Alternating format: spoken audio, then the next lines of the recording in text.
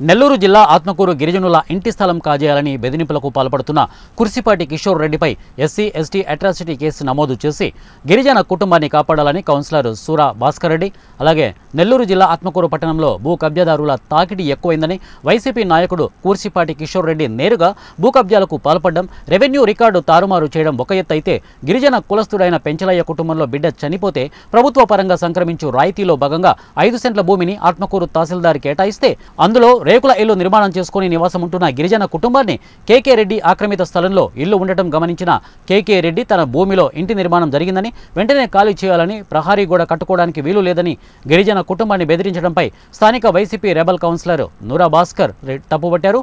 ఈ సందర్భంగా ఆయన గిరిజన కుటుంబాన్ని సందర్శించి వారికి అండగా ఉంటానని భరోసా ఇచ్చారు. కౌన్సిలర్ సురా భాస్కర్ రెడ్డి మాట్లాడుతూ, గిరిజన కుటుంబాన్ని బెదిరింపులకు పాల్పడుతున్న కేకే రెడ్డిని వెంటనే అరెస్టు చేసి అతనిపై అట్రాసిటీ కేసు నమోదు చేయాలని, ఆ గిరిజన కుటుంబానికి రక్షణ కల్పించాలని తెలిపారు.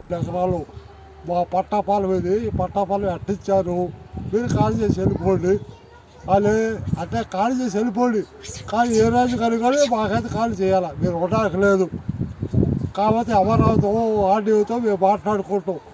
నువ్వు ఇటుకరాజు అనుకొని సిమెంట్రాజు అనుకొని పారిగోడ పట్టుకొని చేసేందుకు అవకాశం లేదు మీకు, ఏ రోజు కానీ పోవాలా అలా అంటున్నాం. కానీ గవర్నమెంట్ మాకు ఎందుకు ఇచ్చారు, మాకు ఏదో న్యాయం చేయాలి కదా.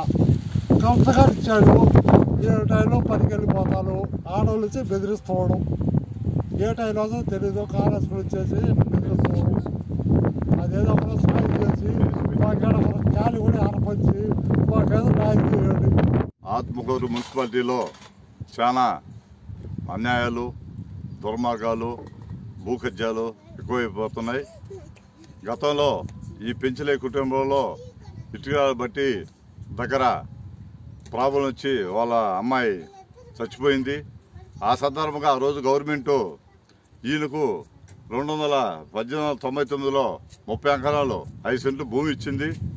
ఇచ్చి అక్కడ ఆయన చిన్న రేకుల షెడ్ వేసుకొని జీవనాధారం సాగిస్తున్నాడు. వాళ్ళు ఈ మధ్య కొందరు భూ కబ్జాదారులు వచ్చి ఈ స్థలం మాది, నువ్వు ఖాళీ చెయ్యి, నీకు బయటపడి దగ్గర స్థలం ఇస్తాము, నువ్వు ఎటు నుంచి వెళ్ళిపోవాలా అని చెప్పడం జరిగింది.